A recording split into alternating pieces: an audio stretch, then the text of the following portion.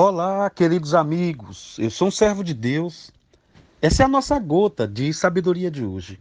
Eu estou muito feliz com essa série do Salmo 91.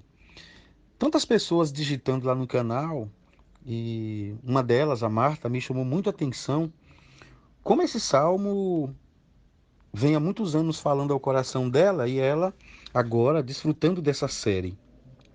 Então eu queria que à medida que você fosse ouvindo essa série, que o seu coração fosse distribuído, parte dele pensasse, parte dele sentisse. Pastor, o que é que você está querendo dizer com isso? Eu quero te dizer que esse Salmos, ele tem muita profundidade. Ele precisa ser enxergado com uma profundidade espiritual. Eu não posso olhar para esses Salmos como uma cadeia temática, uma proposta teológica. Existe uma Bíblia que está dentro da Bíblia que só quando eu estou em contato com a espiritualidade, com o divino, com o Espírito Santo, eu consigo perceber. E veja que nós estamos na 33ª gota desse Salmo 91. E o verso 13 diz assim: Pisarás o leão e a áspide, calcarás aos pés o leãozinho e a serpente. Quando nós falamos ontem nessa áspide, nessa serpente, nessa perigosa serpente, amanhã eu vou dar uma ênfase nisso, é um tipo de perigo. O leão é um outro tipo de perigo. Olha que coisa interessante. Mas quando eu vou para o leãozinho, já é um outro tipo de perigo. E a serpente? Então, raciocine comigo que as pessoas que estão habitando no esconderijo do Altíssimo descansam à sombra do Onipotente.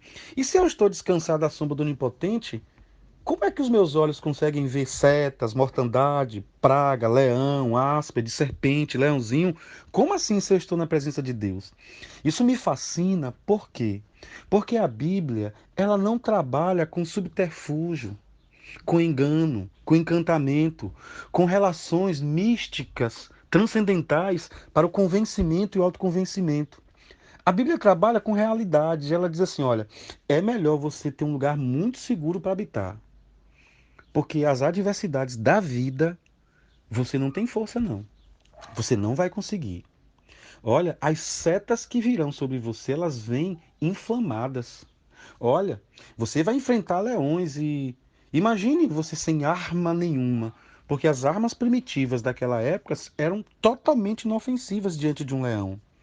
Então, quando a Bíblia diz pisarás o leão, o que será que a Bíblia está querendo dizer com isso?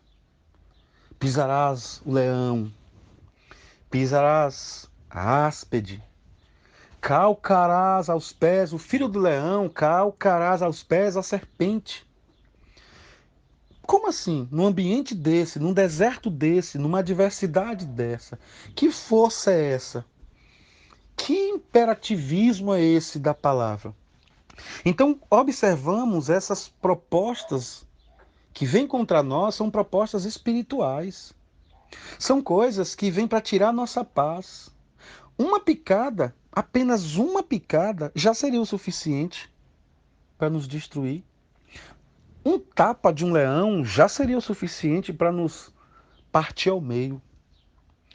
Então é importante que saibamos que a sutileza desses ataques, que são demonstrados aqui, não serão suficientes diante da autoridade de Deus. Não é a sua autoridade, a minha autoridade.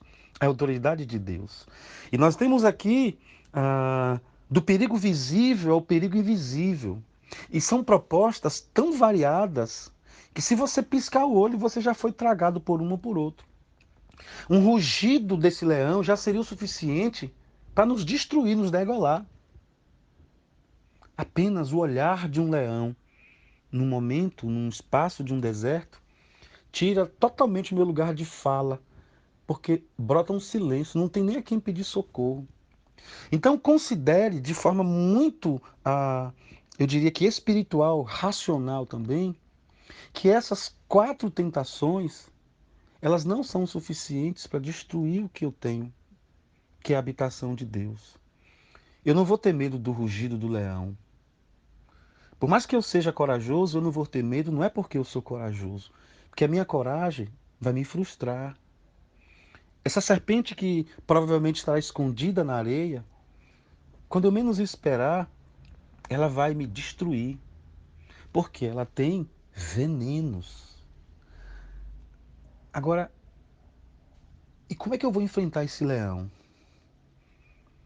Como que eu vou me deparar diante desse leão? E se eu fizesse essa pergunta para você agora, imagine você num deserto se deparando com um leão. O que você faria? Para que lado você correria? A quem você pediria ajuda? Tente imaginar a feição, os seus olhos, a sua boca, o seu rosto. Tente imaginar o quão trêmulo estariam as suas pernas, as nossas pernas. Imagine. Aí a Bíblia diz assim: pisarás o leão. É um Deus extraordinário. É um Deus fantástico. É um Deus verdadeiramente confiante. Porque eu não tenho condição nenhuma de vencer um leão.